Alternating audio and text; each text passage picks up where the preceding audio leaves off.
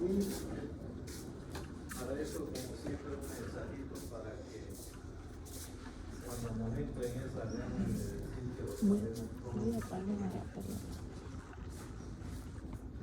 También recordarles que en abril va a haber la jornada departamental de tecnología, los invito. Y vean lo que era nuestro hospital hace en el año 87, cayendo seno, lo refaccionaron y ahora está más o menos así. El 24 de marzo se recuerda el Día Mundial de la Tuberculosis, no se festeja, se recuerda. ¿Por dónde va la vista? Gracias a este magnífico hombre, Robert Koch, que fue que descubrió el vacilo de la tuberculosis, y es bueno recordar algo que ya han debido ver en epidemiología, como que el Mycobacterium es un bacilo ácido alcohol resistente, aerobio estricto, ya con algunas características importantes, entre ellas sensible al sol, a la temperatura, de ebullición y los desinfectantes. Entonces, la OMS ha elaborado este concepto sobre tuberculosis. Es una enfermedad infecciosa, contagiosa, curable y social. ¿Infecciosa por qué? Porque está producida por un agente infeccioso, el bacilo de Koch. Contagiosa, ¿por qué? Porque se puede contagiar de persona a persona a través de las famosas gotitas de lluvia. Y curable, porque si hacemos tratamiento vamos a conseguir la curación del 100% de los pacientes, siempre que lo hagamos bien. Social, porque afecta a los estratos más deprimidos, pero eso no quiere decir que en muchas oportunidades también puede ser o puede afectar a personas adineradas o de nivel social muy elevado, sobre todo los diabéticos, sobre todo los hipertensos, entre otros. Es una enfermedad de notificación obligatoria, o sea que ahora 6 de marzo ustedes se convierten en ¿qué? En promotores de salud. Ustedes están obligados a que si en su entorno social hay un paciente sintomático respiratorio, ustedes deberían comunicar u orientar al paciente para que puedan hacer la hipótesis diagnóstica, el diagnóstico o el tratamiento dependiendo de las circunstancias. Entonces, la tuberculosis en realidad nos acompaña desde que el hombre es hombre. Eso que ustedes están viendo ahí es un campo santo, es un cementerio en algún lugar de Bolivia, que no les voy a decir dónde, donde el 90% de los que están ahí enterrados padeció tuberculosis. Entonces, la tuberculosis se la conoce desde hace muchísimos años, 460 años antes de Cristo, imagínense. No se llamaba tuberculosis, pero se llamaba tisis. ¿Por qué? Porque el paciente tosía y expectoraba sangre, ¿ya? Actualmente esos conceptos yo creo que se mantienen, porque lo primero que uno piensa cuando una persona X o Z está tosiendo y expectorando con sangre, dice, ese tiene tuberculosis. Pero recuerden, como hemos visto en la introducción a la neumología, que la hemoptisis no solamente por tuberculosis, también puede ser por cáncer de pulmón, puede ser por una vasculitis, por una neumonía, por un absceso, por bronquiectasias, por diferentes causas, ¿no? Observen esta fotografía, ¿ya? Esto es de la época de los faraones. Encontraron una momia con estas características, vean aquí, hay unas lesiones en la vértebra que fueron observadas como ¿qué? Como mal de Pot. Imagínense ustedes, ¿ya? Y esta otra, que es una momia peruana, en lo que antes se las llamaba chulpas, los metían en una especie de canasto a los fallecidos, pero aquí tiene una característica, también tiene mal de Pot. Y esto es de hace más de 500 años, 700 años, de antes de la conquista, ¿no? También la tuberculosis está relacionada con ¿qué? Con el hacinamiento y la pobreza. O sea que, por ejemplo, los conventos, por ejemplo, los regimientos, por ejemplo, los internados,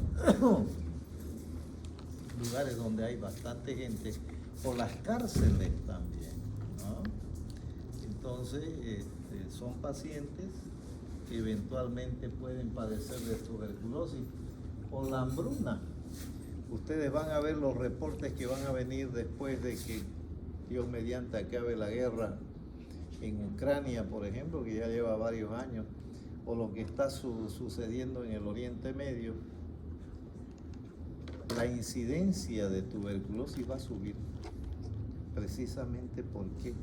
Por el hambre, por la desnutrición, ¿ya? Epidemiológicamente es importante que ustedes sepan lo siguiente.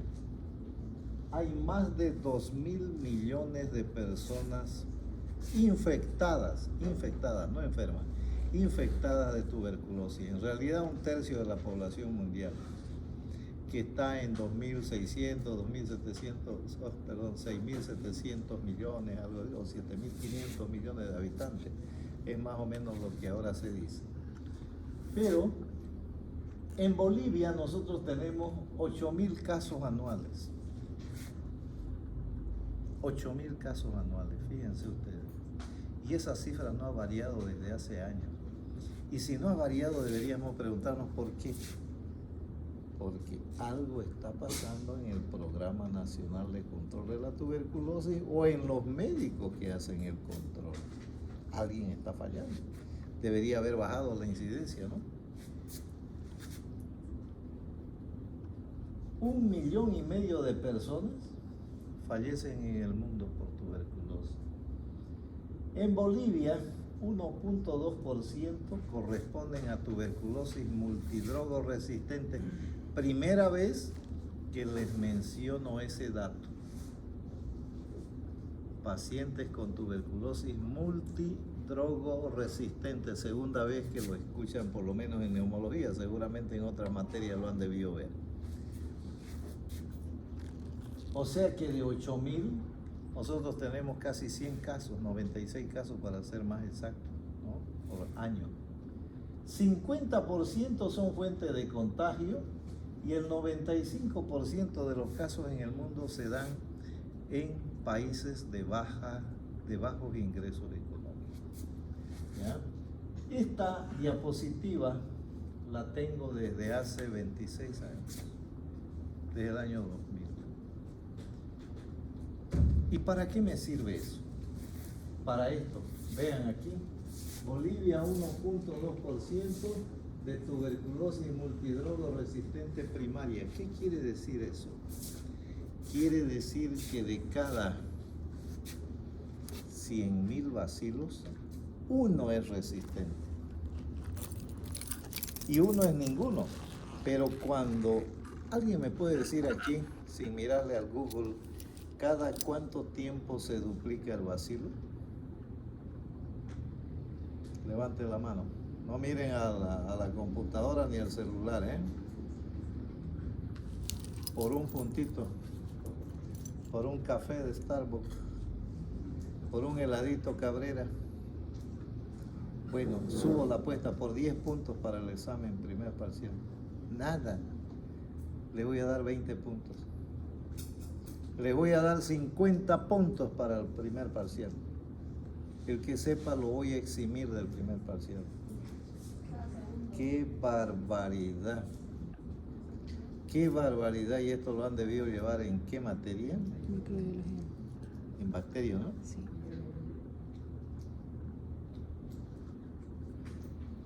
Cada 18 horas se duplica. Eso tiene mucha importancia, es un bacilo de crecimiento lento si lo comparamos con el estafilococo dorado. ¿De acuerdo? Entonces, fíjense que el paciente hace cada 100.000 bacilos, hay uno mutante, hay un resistente, pero uno es ninguno. En 1.000.000 de bacilos van a haber 10 mutantes, pero en 18 horas ya van a haber 20, en otras 18 horas van a haber, y así va a ir hasta que esa población bacilar de tuberculosis multidrogo resistente alcance un número que ya pone en riesgo la vida del paciente. Se estima que por lo menos serían 100.000 bacilos, porque un día después ya son 200.000. Y una semana después, imagínense la progresión de cómo crecen los bacilos multidrogo resistentes. A eso se refiere la tuberculosis multidrogo resistente primaria. ¿Ya? Aquí está Brasil. Vean ustedes, 0,9%. Parecería que nosotros tenemos más casos que Brasil. ¿No es así? Bolivia tiene 11 millones de habitantes y Brasil tiene más de 200 millones de habitantes. ¿Cuántos millones son? Oh, meu Deus! Como que é brasileira, não sabe quantos milhões de habitantes tem o Brasil?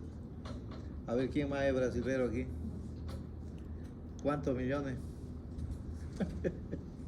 Ay, Dios santo, ¿no? ¿De qué estado es? Salvador.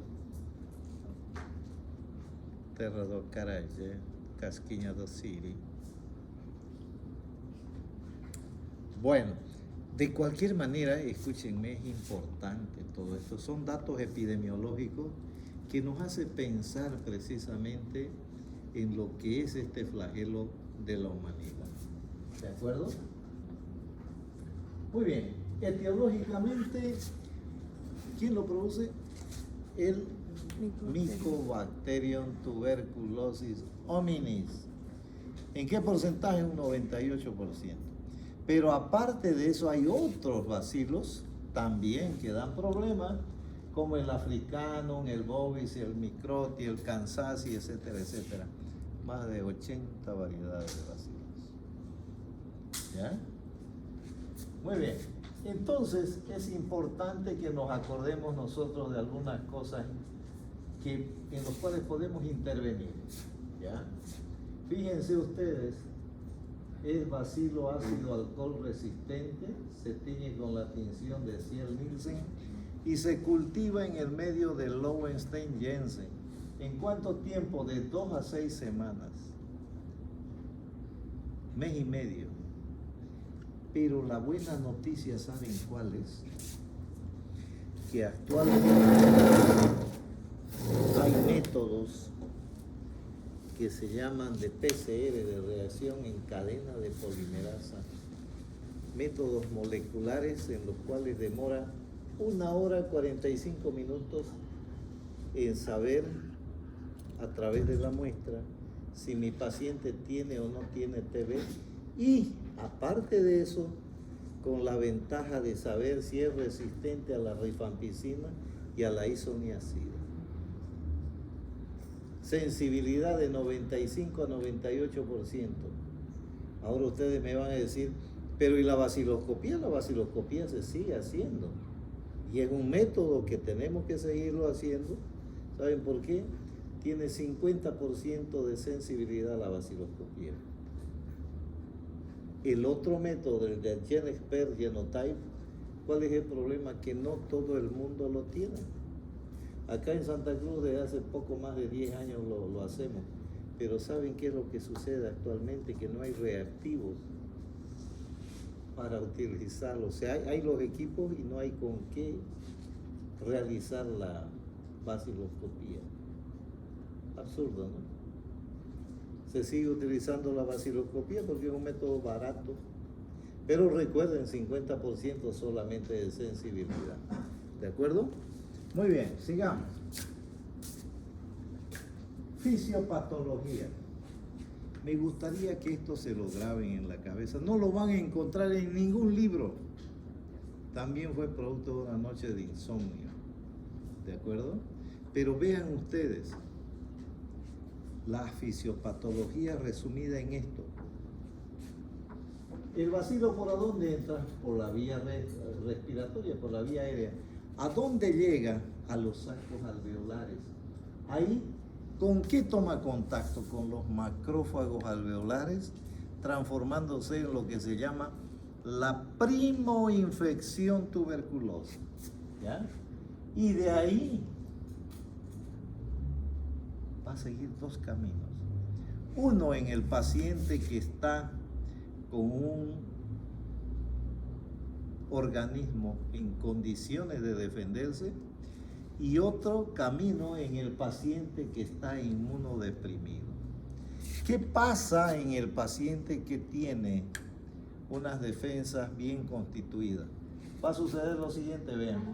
Paciente en buen estado general, los macrófagos alveolares son eficientes, lo van a encapsular al bacilo y lo van a transformar en un bacilo durmiente.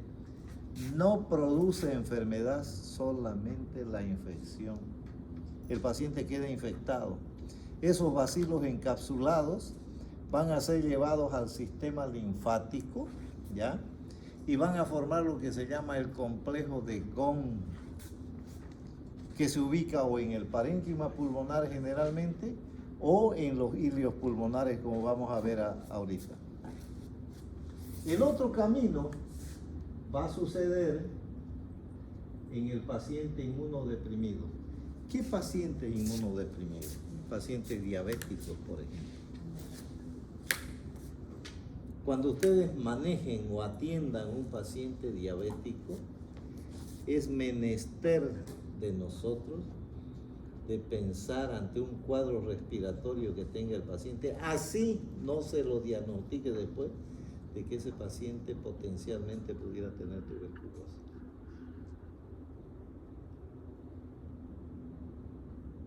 Pacientes farmacodependientes, pacientes con VIH, pacientes que toman corticoides, pacientes obviamente desnutridos también.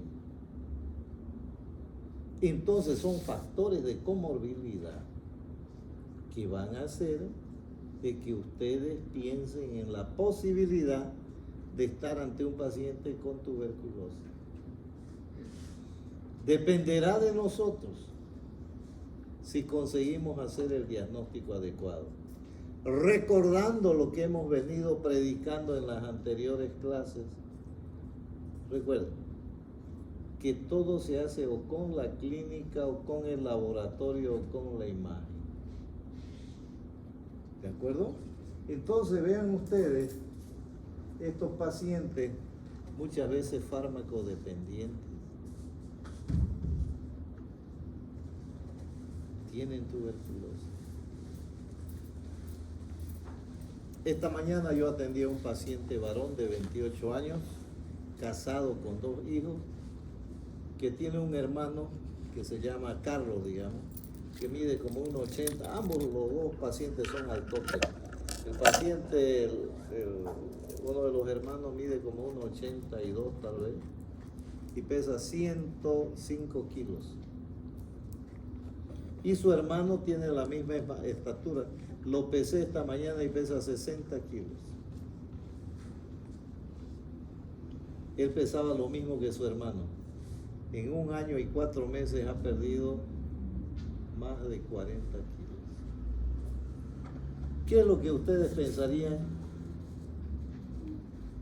si se encuentran con un paciente? A ver, quiero escucharlo. ¿Qué hipótesis diagnóstica me podrían decir? No importa, que digan lo que ustedes crean. Aquí no estamos para juzgar si le acertaron o no, sino para hacer interactividad. A ver, vos que te veo como el pensador de Rodin, ¿en qué pensarías? Ha bajado 40 y pico kilos en 1 año y 4 meses. ¿Ah? Cáncer, muy bien, muy bien. Eso que acabas de decir es muy importante. Pero también tienen que pensar, a ver.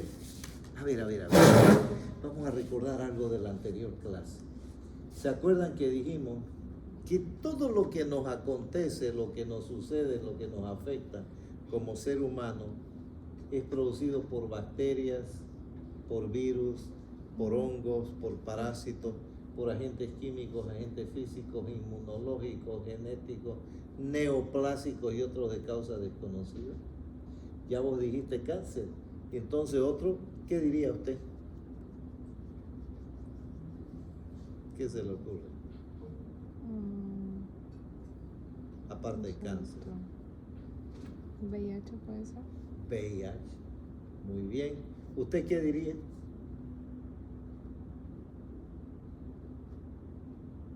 Ya tenemos cáncer, ya tenemos VIH, ¿qué más?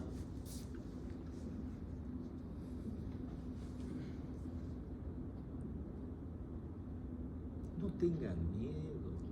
No tengan miedo de pelarle, hombre, de fracasar, de errar. ¿Saben por qué no hay que tener miedo? Porque uno, después de que erra, aprende. Y cuando uno aprende, ¿qué sucede? Se desarrolla, fortalece su conocimiento. No tenga miedo de errar.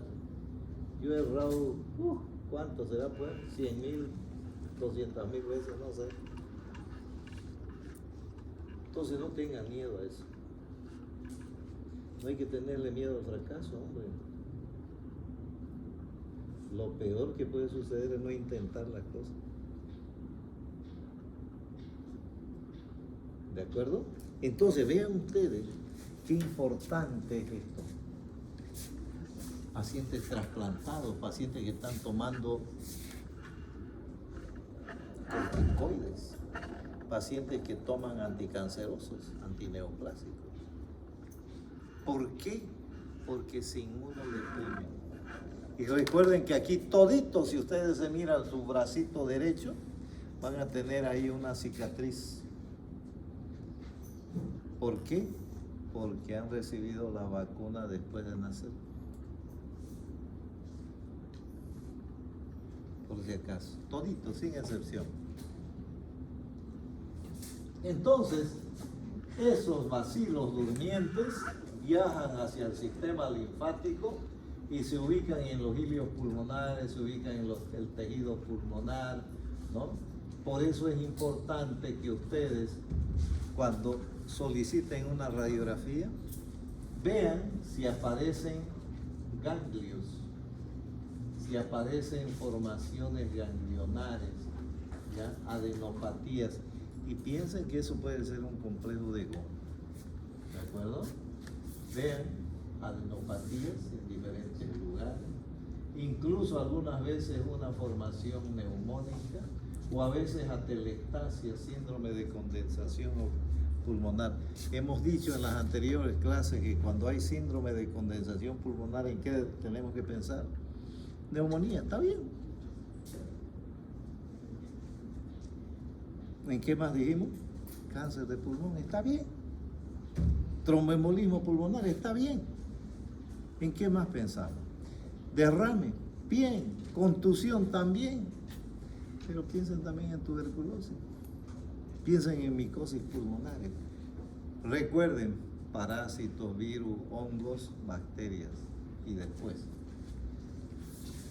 Muchas veces podemos encontrar esta siembra miliar, ¿ya? Lo cual nos hace pensar precisamente, ¿soy yo? Sí. En tuberculosis miliar. El gran problema es que no sé quién será y no contesto eso porque ya me lo hackearon este número, me hicieron desaparecer todo. No pudieron entrar así a mi cuenta, imagínense. 50 millones de dólares ahí en Suiza. Y como neumólogo, ¿no? Así que no crean, el neumólogo gana bien por si acaso. Hay muchos que no quieren hacer neumología porque piensan de que no se gana muy bien. Imagínense, Santa Cruz tiene 4 millones de habitantes y no vemos más que 30 neumólogos acá. Uno no sabe qué hacer con tantos pacientes. ¿Usted qué especialidad va a hacer? Neumología, ¿no ve? ¿Sí? Usted también, ¿no? Usted también va a hacer neumología, ¿no? Ay, Dios mío. ¿Saben qué? La neumología es apasionante, a mí me apasiona. Obviamente la terapia intensiva también, porque los resultados tienen que ser para ayer, no para mañana. Pero la neumología es linda, es bonita. Además hay poco médico. Pero lo que abunda es cirujano, pediatra, ginecólogo. Recuerden que cuando hay mucha oferta, el producto cae, ¿no? En cambio, cuando somos escasos,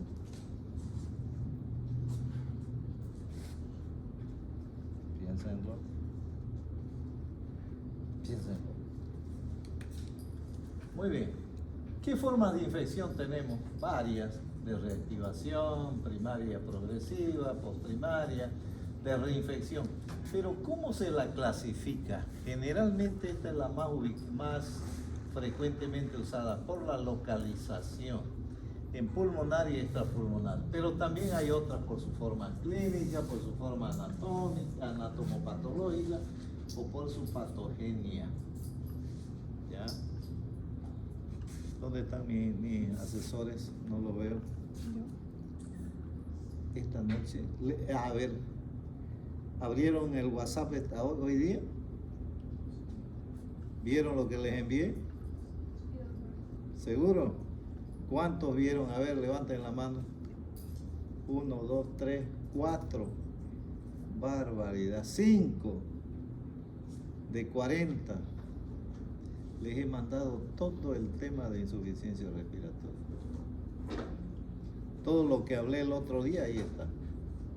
Así que ahora en la noche, háganme acuerdo, le voy a enviar un Word también de esto. ¿Ya? Entonces, ¿cómo se clasifica? Dijimos en pulmonar y extrapulmonar. Y si ustedes van de arriba abajo, la tuberculosis afecta todo lo que ustedes se puedan imaginar. Comencemos por la cabeza: meninges, TB meningia, cerebro, TB cerebral. Sigamos, TB ocular.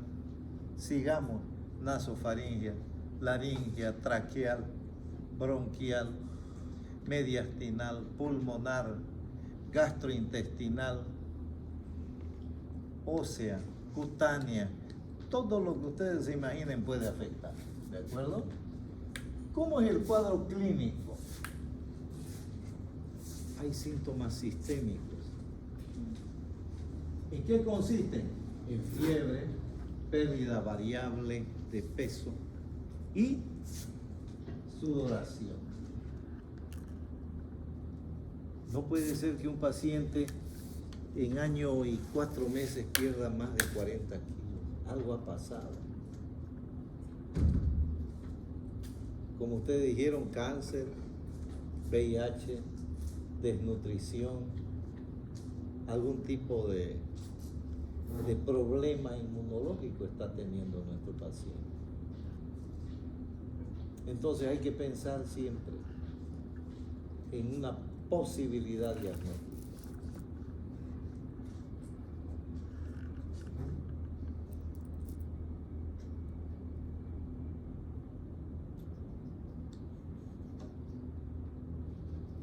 ¿Qué dice la enamorada? Bueno, creo que les voy a prohibir que agarren sus celulares en la próxima clase. Atiéndanme, hombre. Ya vimos el otro día que toda la carrera sale 380,000 bolivianos, ¿no? Da para comprarse una casa a todo dar, con piscina y todo. Y se ponen a perder el tiempo chateando. ¡Qué barbaridad!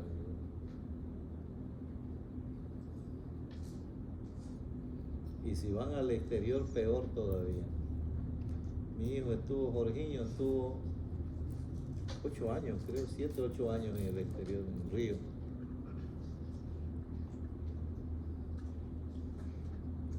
Imagínense.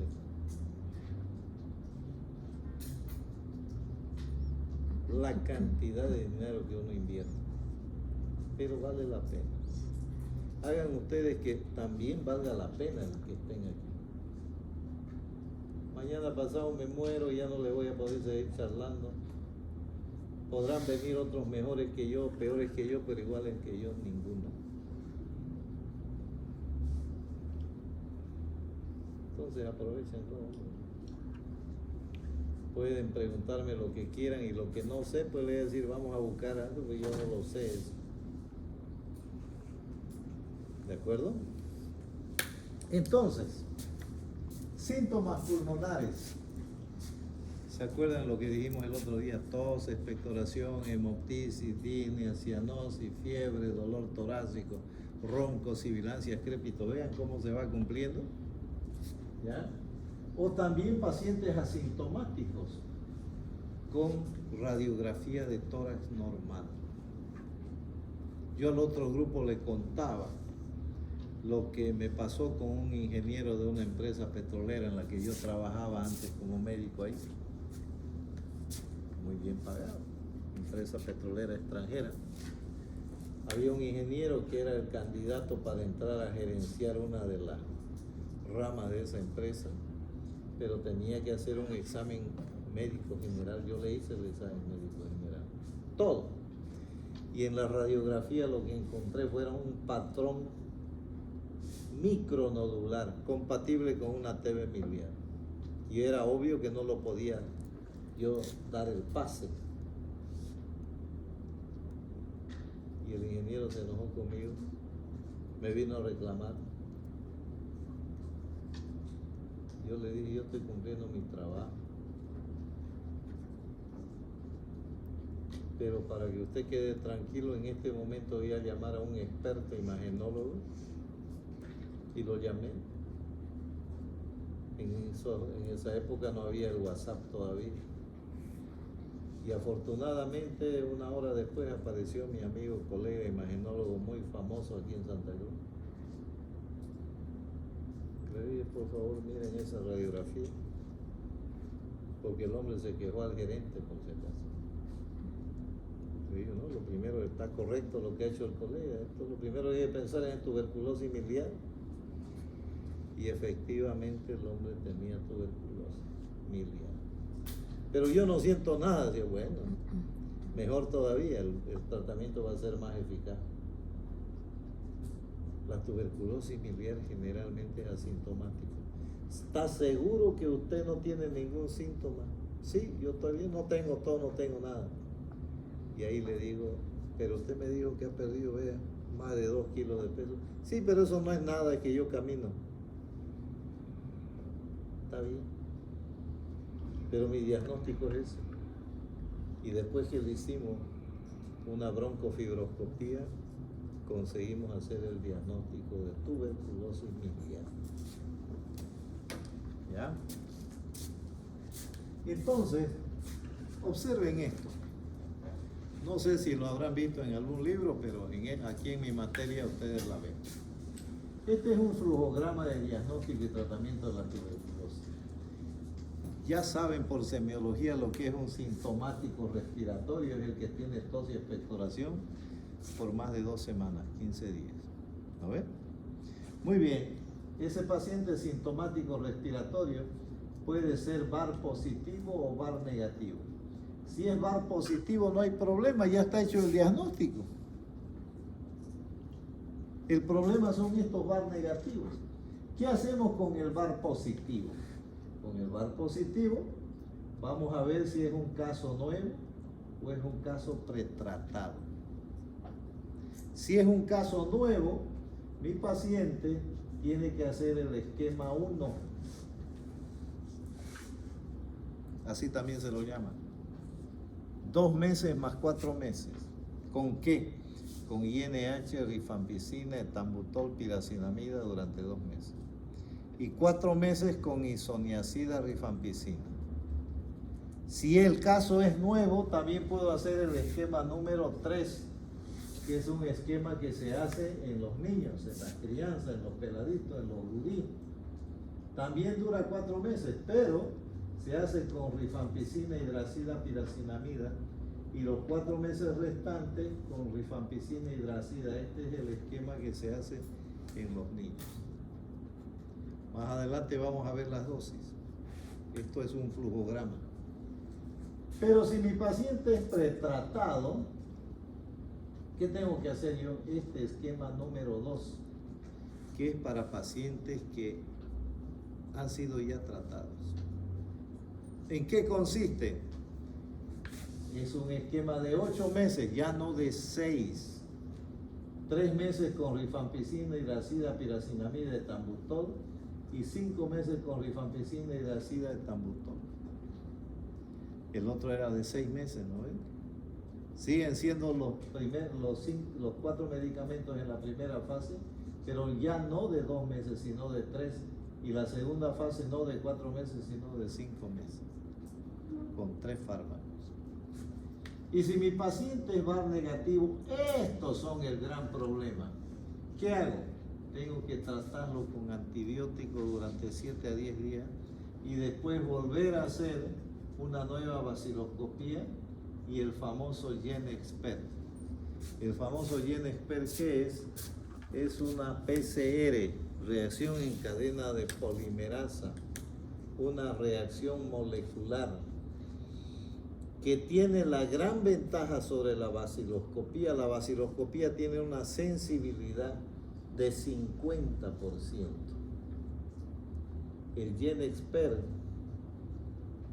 tiene una sensibilidad de 95 a 98%. La vaciloscopía se hace en menos de 1 hora, el GenExpert se demora 1 hora y 45 minutos, pero vean la ventaja de la sensibilidad y aparte de eso hace diagnóstico de la resistencia a la rifampicina. Hay otro método que se llama Genotype, que hace diagnóstico de la resistencia a la isoniazida. Pero actualmente aquí en Santa Cruz de manera particular existen un laboratorio, 2 laboratorios que hacen exámenes para TB con la gran facilidad de poder diagnosticar resistencia a la rifampicina y al INH simultáneamente. ¿Cuál es el problema? El costo del examen de laboratorio está en torno a unos 1.500 a 2.000 bolivianos. Pero la vida no tiene precio, ¿no es cierto? Muy bien, entonces eso es lo que hacemos. Entonces el diagnóstico es, por una parte, clínico, pero también epidemiológico, es laboratorial y es ahí donde entra el GenExpert y el Genotype. También está el diagnóstico anatomopatológico, buscando lo que se llama el granuloma específico. Este es el equipo de GenExpert. Chiquitito, parece una computadora. Es el mismo equipo que se usó durante la pandemia para hacer diagnósticos de SARS-CoV-2, COVID-19. La única diferencia es que en vez de colocarle un cartucho para tuberculosis, se le colocaba un cartucho para COVID-19. Pero es el mismo equipo. Reacción en cadena de polimerasa. Usted lo coloca y en 1 hora y 45 minutos le hace el diagnóstico. Y tiene una gran ventaja que funciona a corriente eléctrica y a batería. ¿Cuál es el problema? Que es un equipo caro, que no lo tiene todo el mundo. Por eso es que la vaciloscopía se la sigue realizando, porque es más barata. Una vaciloscopía saldrá como 20, 40, 50 pesos. Este otro vale como 2.000 bolivianos. Rebajadito, 1.500. Sigue siendo caro para la mayoría de la gente.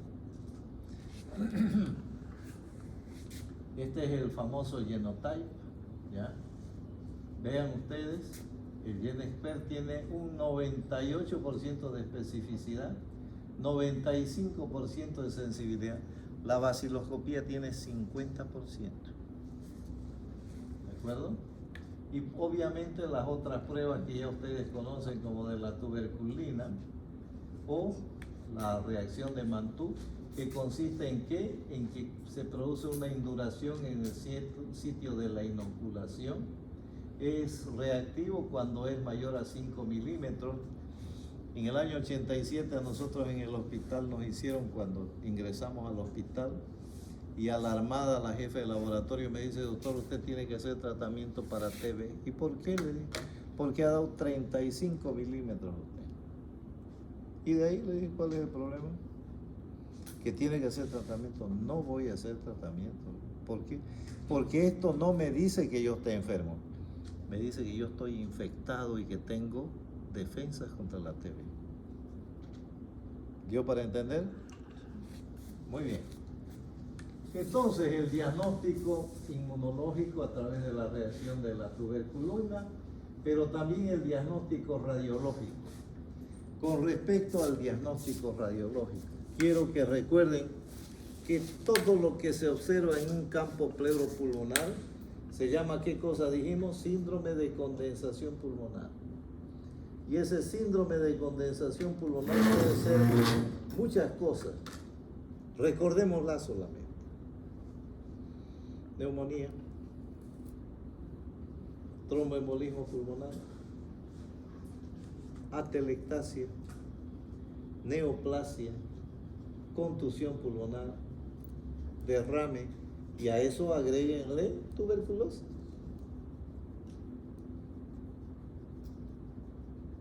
¿De acuerdo? Entonces, ese síndrome de condensación pulmonar puede ser cavitado o no. Y si fuera cavitado, tienen que hacer diagnóstico diferencial con qué? Con neumonía abscedada, con absceso de pulmón, con neumoconiosis, con quiste hidatídico, con cáncer de pulmón excavado. Vean ustedes lo que uno tiene que pensar cuando se encuentra ante un paciente con ese tipo de lesión cavitaria en la radiografía. ¿De acuerdo? Muy bien. Ustedes van a llevar pediatría el próximo año. Es muy probable que algún colega le diga: no, eso ya no se usa. Están errados. Esto se llama el diagnóstico de la TB infantil por medio de qué? Del score de Toledo-Kaplan. Tiene 6 criterios. Un criterio bacteriológico, donde si yo aíslo el bacilo de Koch, tiene 7 puntos. Un criterio anatomopatológico, donde si yo encuentro el granuloma específico, eso me da 4 puntos. El criterio inmunológico, si tiene un PPD mayor a 10 milímetros, 3 puntos. El criterio radiológico, si hay imagen sugestiva de BK, 2 puntos. El criterio clínico, si hay clínica sugestiva, vale 2 puntos. El criterio epidemiológico, sea un contacto de TB de foco conocido, 2 puntos. Si mi paciente en la sumatoria da 7 puntos o más, ese paciente tiene TB. Si mi paciente tuviera entre 5 a 6 puntos, hay que hacer una prueba terapéutica. ¿En qué consiste la prueba terapéutica? En darle tratamiento durante 2 semanas. Si mi paciente tiene 5 a 6 puntos, es probable que ese paciente tenga tuberculosis. Pero si tiene 2 puntos, ese paciente no tiene tuberculosis. ¿De acuerdo? Se puede ver también esto que se llama el signo de la sombra húmeda. Vean, aquí está mi paciente sudoroso. Y si ustedes consiguen observar, aquí hay una formación redondeada y eso sería el cuerpo. Lo he visto pocas veces acá en Bolivia. Uno, porque le ponen sábanas de todo color. Pero, ¿por qué aparece eso? Esta es la cabeza del paciente húmeda y eso es el cuerpo. Entonces se humedece la sábana y aparece esa imagen. No siempre se la encuentra, pero se puede encontrar. Y obviamente, ustedes cuando sospechen de alguna imagen, hagan tomografía.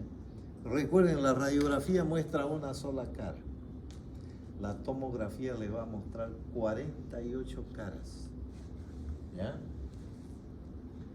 Un síndrome de condensación pulmonar cavitado. ¿Qué dijimos que podía ser? Tuberculosis, sí. Pero también un cáncer excavado, pero también hidatidosis, también silicosis, también neumonía excavada, ¿no? Vean esto. Paciente con VIH. Pacientes con VIH que encuentren.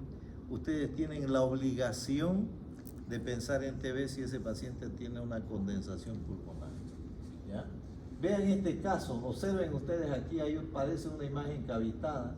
Esta es una señora, una empresaria del Beni. Me llamaron para que yo fuera al Beni a verla a la paciente. Y yo le digo, más bien tráiganlo acá a Santa Cruz que hay mayores recursos.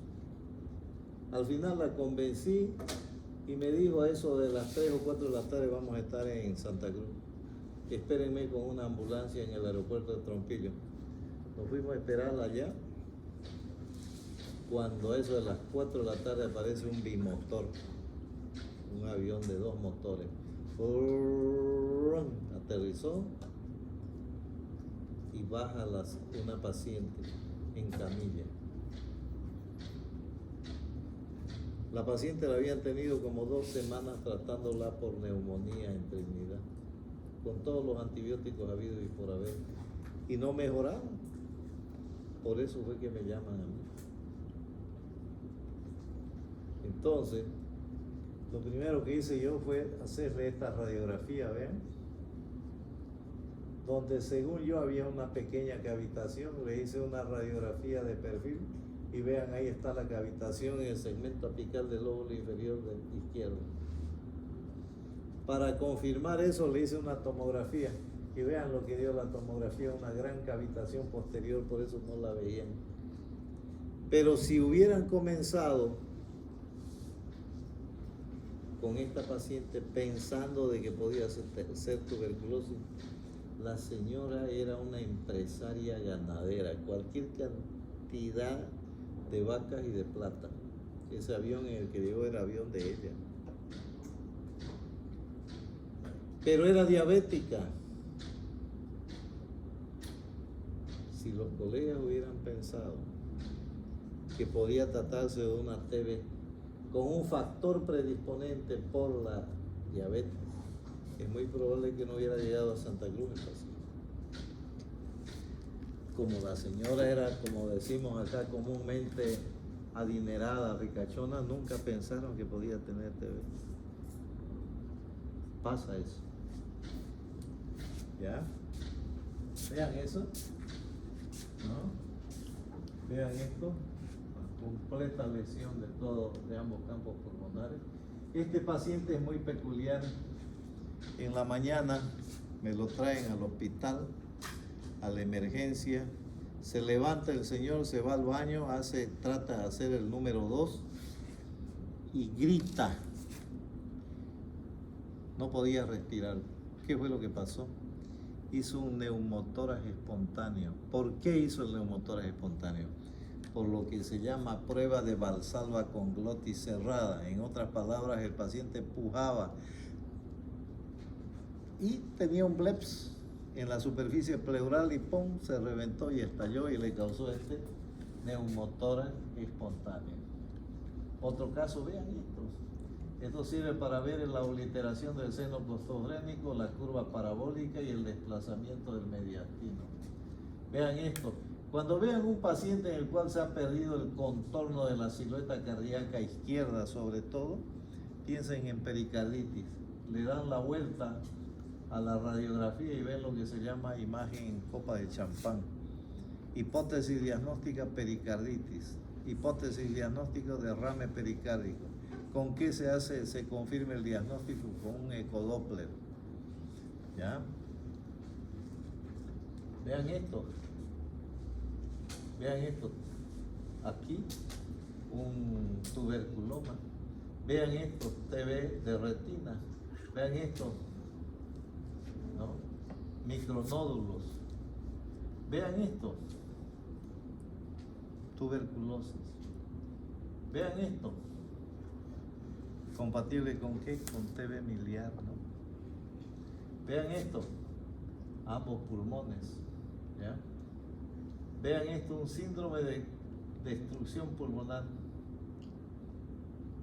Esto es lo que se llama síndrome de pulmón destruido también. Vean esto, ojo con los derrames pleurales macizos o masivos. Derrame pleural masivo, se puede pensar en tuberculosis, pero hay que pensar sobre todo en cáncer de pulmón y en mesotelioma. Ayer en el servicio de neumología durante la práctica había un señor, vean, 4 veces le habían funcionado, ahí iba a ser la quinta ayer. ¿No creen ustedes de que algo está pasando en ese pulmón? Y no le hicieron una biopsia de pleura.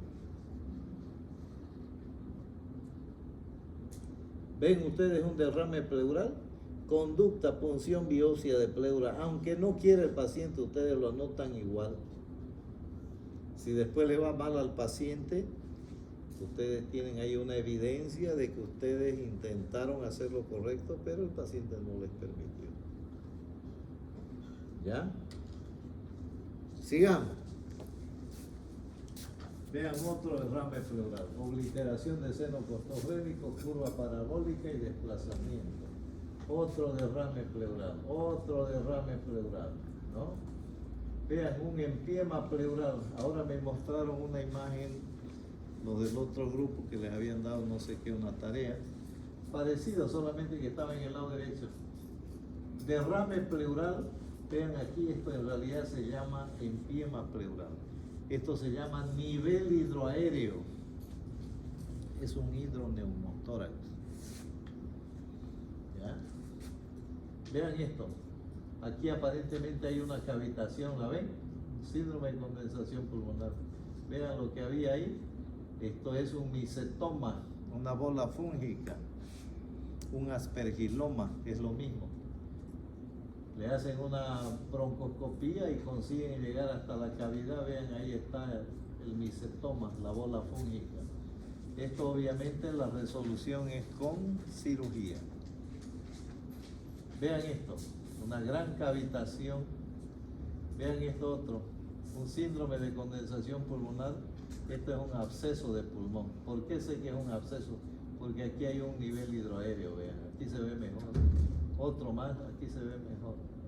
Aquí, ¿dónde está? Esto, vean, una neumonía. Este paciente fue tratado más de una semana con antibióticos. Diagnóstico neumonía. ¿Pero neumonía a qué? A bacterias, a virus, a hongos, a parásitos, agentes químicos, agentes físicos, inmunológicos, genéticos, neoplásicos. Neumonía, recuerden solamente el nombre, hay que poner el apellido paterno y materno. ¿Ya? Ojo con los derrames pleurales masivos. Esta es una telectasia en realidad. Vean cómo la tráquea se ha venido para el lado izquierdo, no hay silueta cardíaca derecha. ¿Ya? Vean esto. Esto es lo que se llama signo de las alas de mariposa. Esto era un edema agudo de pulmón que fue tratado como neumonía. Se murió el paciente. Llegamos tarde a auxiliar. Estaba en un servicio de emergencia. Toda la noche se la pasó el paciente en la noche en la emergencia. Porque pensaban que era una neumonía. Pero fíjense ustedes, esto se llama signo de la ala de mariposa. ¿En qué se presenta eso? En el edema agudo del pulmón. Vean esto, nivel hidroaéreo. ¿Ya? Otro neumotórax espontáneo por el mismo motivo. Vean esto, obliteración de seno costofrénico, curva parabólica y desplazamiento.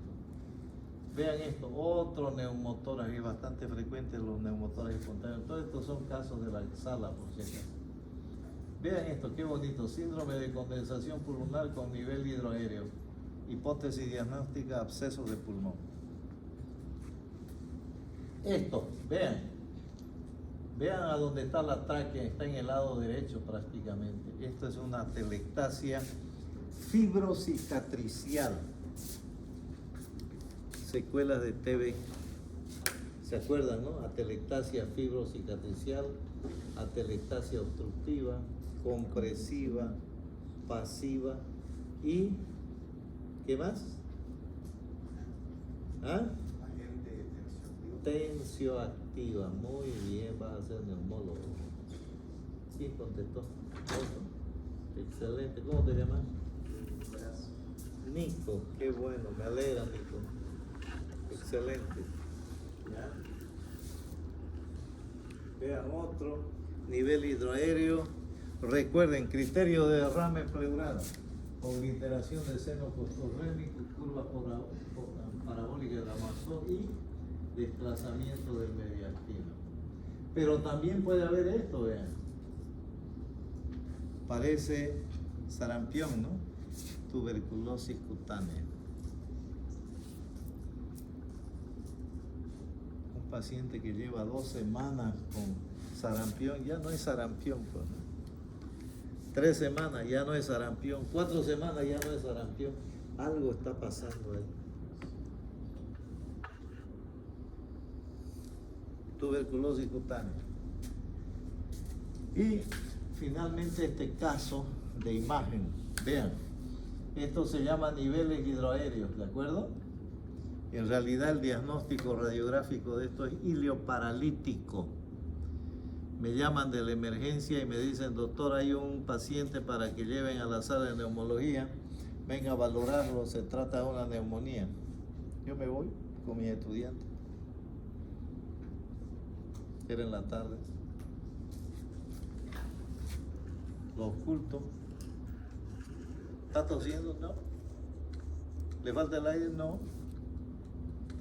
No había nada adelante, atrás, a los costados. Siempre hay que ocultar el tórax y el abdomen. Siempre. Al ocultar el tórax, el abdomen, lo hice muy fuerte. ¡Ay, doctor, me duele! Ah, caramba. Mis antenitas de vinil se activaron y le vuelvo a apretar la barriguita. ¡Ay, doctora, me duele mi barriga! Por favor, no me haga eso. Esto no es neumonía por ningún lado. Esto para mí es un abdomen agudo. Hablé con el cirujano y le digo, doctor, disculpe, pero no lo voy a llevar a la sala porque esto no parece una neumonía. Doctor, es una neumonía, tiene que llevarlo allá. A mí me parece un abdomen agudo. ¿Saben qué me respondió el colega? El cirujano soy yo. Me miré y yo, ¿está bien? Hice una orden para hacerle esta radiografía. Personalmente nos fuimos a rayos X. Esto se llama radiografía de abdomen simple en pie. Doctor, me dijo, esto es un abdomen agudo. Me dijo el técnico de radiología, sí. Le digo, lo que pasa es que el colega no cree. Ahí me fui con mi radiografía en la mano. Doctor, le dije, esto es lo que tiene su paciente. ¿Cuál paciente? La neumonía que usted dice. Esto es un abdomen agudo, esto se llama ilioparalítico. Es un abdomen agudo quirúrgico, por si acaso. Yo le dije así, ¿sabe qué, doctor? Le dije, esto es un ilioparalítico.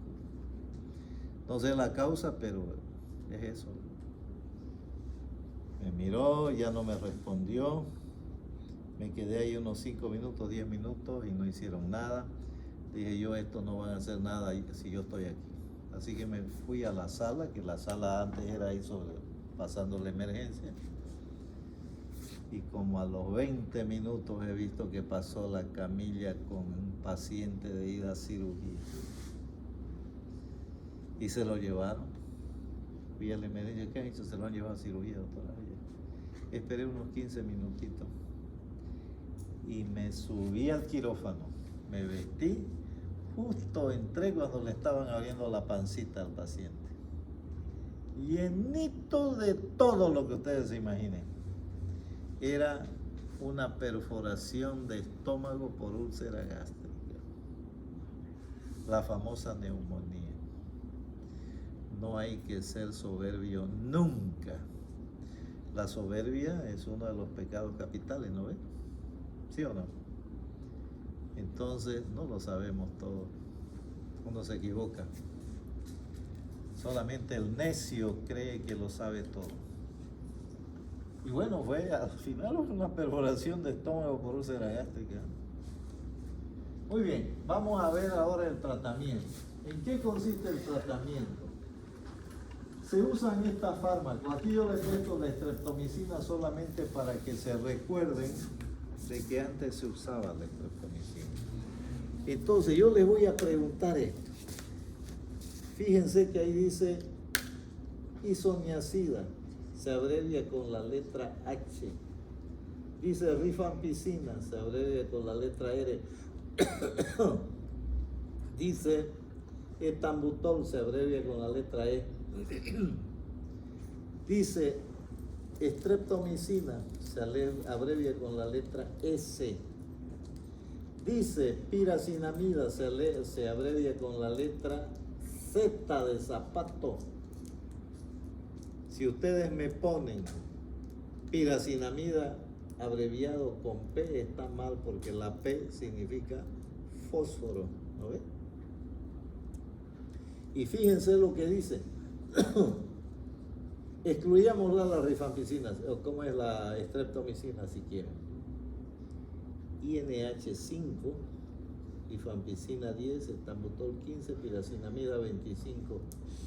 Esa es la dosis kilogramo peso. Y dice INH 300, que es la dosis por 24 horas. Dice rifampicina 600, etambutol 1200 y piracinamida 1500. Y dice streptomicina 750, esa es la dosis que se usaba. Y dice presentación, INH 100 miligramos, rifampicina 600, etambutol 400, piracinamida 500 y streptomicina 1 gramo. Cuando yo les pregunte eso, si les pregunto, ustedes tienen que responderme eso. ¿De acuerdo? ¿De acuerdo? Sí, no los escucho. Sí, están de apenas, se ve que no han almorzado ustedes. Por eso hay que usar pastillitas de café para estar activos.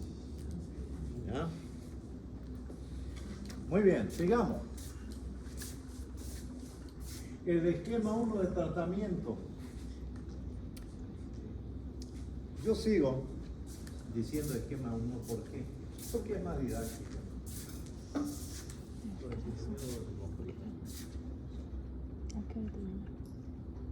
Esquema 1 es para pacientes vírgenes de tratamiento.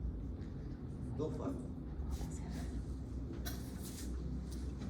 Una primera fase de 2 meses, una segunda de 4 meses. Los primeros 2 meses se hace así. Isoniazida, rifampicina, etambutol, piracinamida. Dosis kilogramos peso, dosis diaria y dosis de presentación. ¿De acuerdo? Ah, doctor, ¿a qué se refiere con INH? ¿Qué? INH.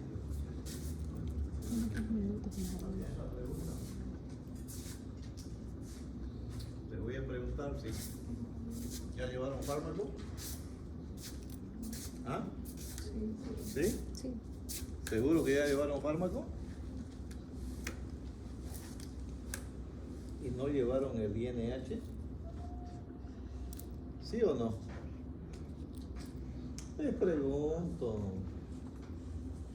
¿Sí o no? No, ¿no? ¿Qué quiere decir INH? A ver. El que me responda sin mirar al celular no va a dar el primer parcial. Isoniazida. ¿Ah? Isoniazida. ¿Qué quiere decir INH? no va a dar el segundo parcial. Nada. ¿Qué quiere decir INH? Lo voy a eximir, de aquí se va a tener 100. Nada. Oh meu Deus, o que eu fiz para sofrer tanto assim? INH han llevado en fármaco y significa hidracida del ácido nicotínico. Es la abreviatura de INH y todo el mundo dice isoniazida. Que está correcto también. ¿De acuerdo? Han perdido de... No, yo pregunté qué es INH. No dije qué es isoniazida. INH, acuérdense, hidracida del ácido nicotínico. Eso no ha respondido usted. Me debe una pregunta.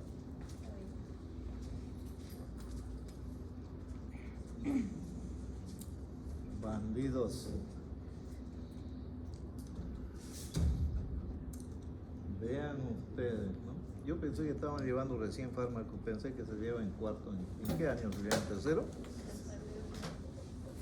Bueno. Entonces, la segunda fase de 4 meses solamente se usa isoniazida o INH más rifampicina. De esta manera, dosis kilogramo peso, dosis diaria, dosis de presentación. El esquema 2. ¿Qué es el esquema 2? El esquema 2, así también llamado, ahora le han cambiado un poco, pero sigue siendo el esquema 2, es para pacientes que ya han sido tratados. Es para pacientes que ya se hizo tratamiento de fracaso. Y vean lo que se da.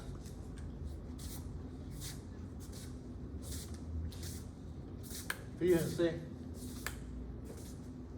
3 meses de los mismos medicamentos que en el esquema 1. Isoniazida, rifampicina, etambutol, piracinamida. Solo que en vez de 2 meses se da 3 meses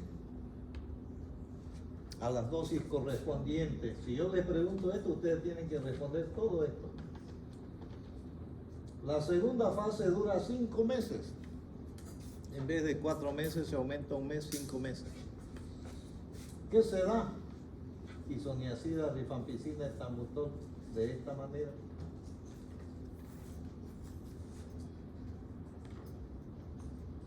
Si ustedes aprendieron esto,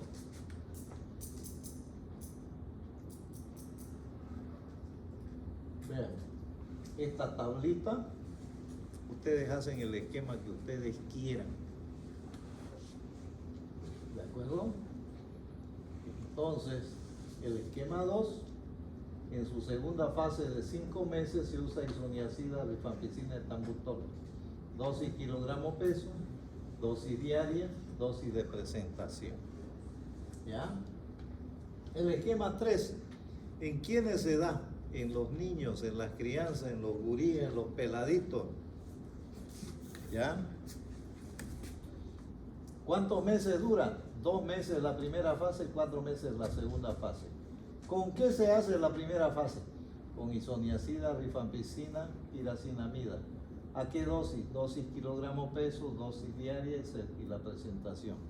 Aquí la dosis diaria varía porque se da kilogramo peso.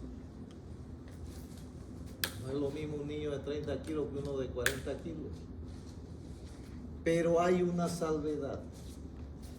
Todo paciente que sobrepasa los 50 kilos hay que darle dosis estándar. ¿Qué quiere decir eso? Que de isoniazida le damos 300 miligramos, de rifampicina 600, de etambutol 1200 y de piracinamida 1500. ¿Ya?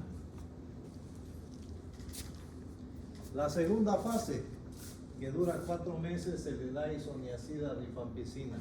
¿A qué dosis? La dosis kilogramos peso, la dosis diaria y la presentación. ¿Alguna pregunta hasta por ahí? ¿Ah?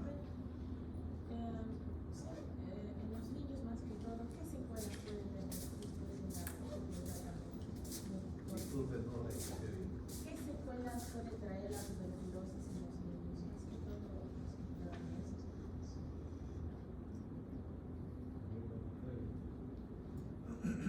A ver,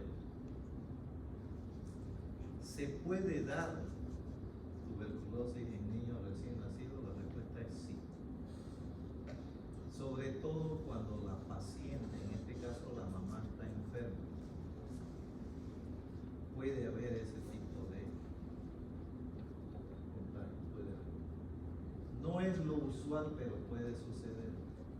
Con mi señora, cuando trabajaba en el hospital de niños, recibimos varias veces pacientes con ese problema.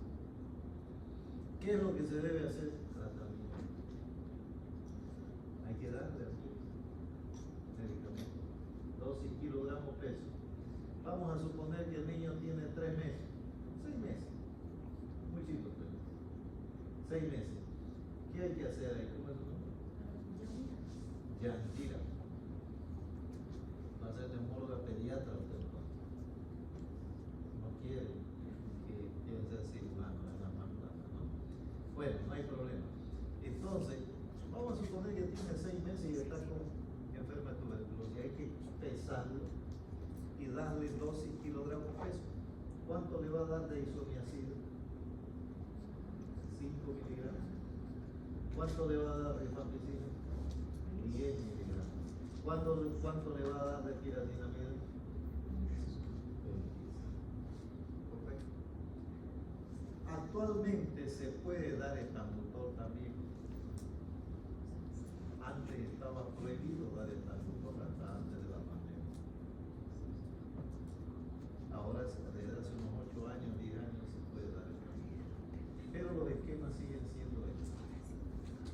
¿Ya? Muy buena pregunta. El paciente, digamos, solo digo que el paciente porque kilo peso en niño y adulto, solo que sea obeso, también por kilo o la dosis de. Muy buena pregunta. Otro neumólogo. Pedro, ¿no? ¿Ah? Oscar. Me intriga saber qué es lo que tenés ahí en la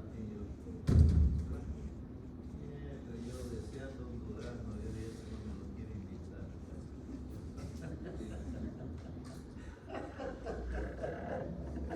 Ay, Dios santo, no. Está muy buena tu pregunta. Escúchenme, parece que no me han escuchado lo que dije hace rato. Si un paciente pesa más de 50 kilos, hay que dar la dosis estándar. ¿Cuál es la dosis estándar? INH 300, rifampicina 600, etambutol 1200 y piracinamida 1500. No hace mucho, en diciembre creo del año pasado, recibimos en el servicio un paciente que pesaba 108 kilos. 108 kilos. A ver, usted que va a ser pediatra, neumóloga pediatra, 108 kilos.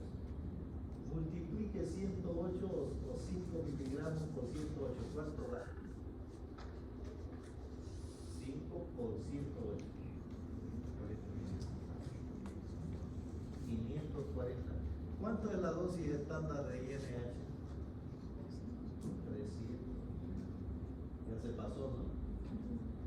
Vamos con la rifampicina. ¿Cuánto se da de rifampicina? Pesaba 108 kilos el paciente. Se da 10 miligramos. ¿Cuánto sabe?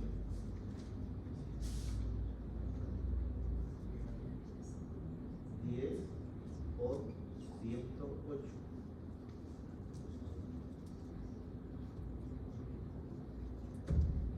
1080 miligramos. ¿Cuánto es la dosis estándar de la rifampicina? ¿Ah? ¿Cuánto? La dosis estándar, 600 miligramos. Son una perra. ¿Cuánto es la dosis estándar del etambutol?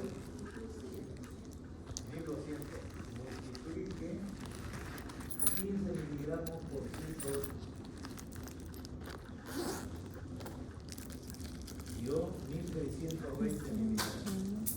Nos pasamos otra vez. Ahora, de la piracinamida, ¿cuánto se da? 25. Multiplique 25 por 108. ¿Cuánto da? 2700 miligramos. ¿Cuánto es la dosis estándar? 1500. ¿Por qué hemos hecho ese ejercicio? Porque saben que el paciente llegó con RAFA. Llegó con una hepatitis medicamentosa. ¿Quién era el culpable? El médico. ¿Sabe por qué? Porque él aplicó la dosis kilogramo peso en un paciente de 108 kilos, olvidándose que cuando el paciente pesa más de 50 kilos hay que dar solamente la dosis estándar. INH 300, rifampicina 600, etamutol 1200, piracinamida 1500. Era obvio que iba a ser una hepatitis medicamentosa con semejante carga de medicamentos. ¿No? ¿Hasta qué hora es nuestra clase? ¿Cuánto falta?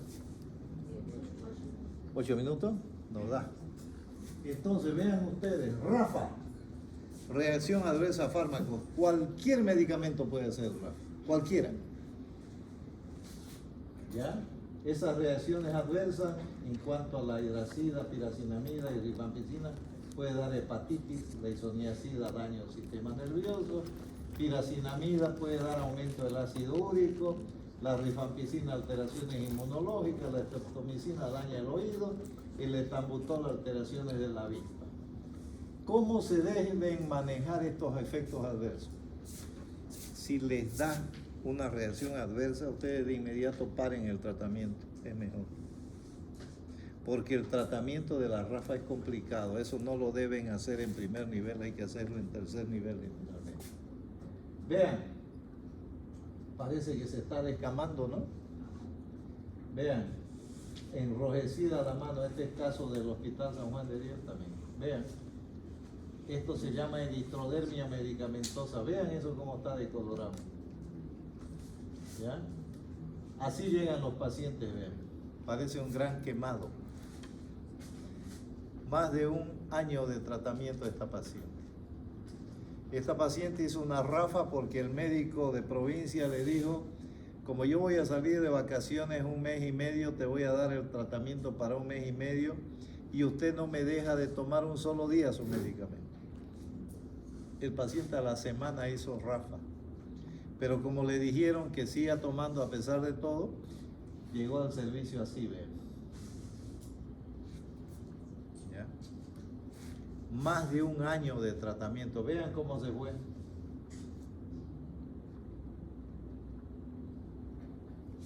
Vean este otro. Llegó así el paciente. Pero los familiares vinieron a llevárselo con alta solicitada porque le dijeron que le habían puesto un hechizo